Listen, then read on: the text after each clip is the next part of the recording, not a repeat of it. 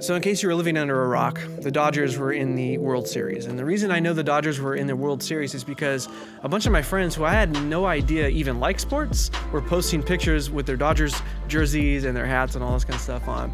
But I think there's an unwritten rule that if you're a musician and you're good at music, you're not allowed to be good at sports. And I know this to be true because I'm the exemplification of that. I'm not good at sports. Don't want to break a nail, don't want to hurt myself. And when I was a kid, I was in Little League and I was terrible. And my parents made me a deal. They said, hey, if you could just hit the ball and get on base just once this season, we will buy you a brand new bike.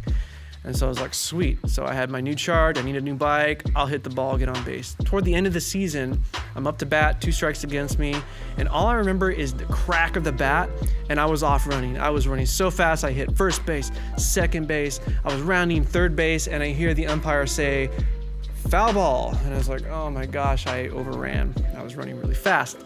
Felt terrible, but then something happened. I came in and my coach said, man, this is incredible. You are the fastest runner on this team. I've never seen somebody run so fast. Well, I had the motivation to run fast. I needed my bike. And so from that point on, anytime somebody was injured or there's a player up that couldn't run, send in Ray. He's going to be the runner for the day.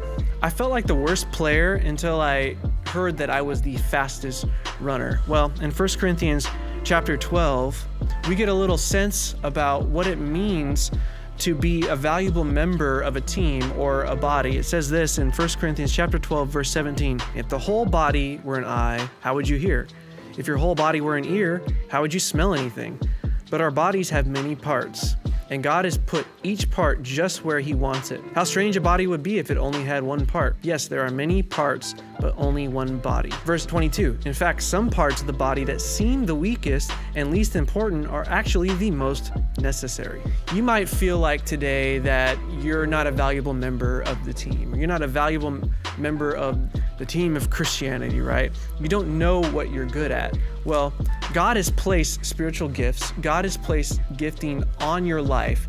And if you feel like you're not a valuable member of the team, it's because you haven't figured out that you're the fastest runner yet. Just as I felt like I was terrible at sports, I couldn't bat, I couldn't do anything that the other kids could do well, as soon as I found out what I was good at, I felt like I was valuable.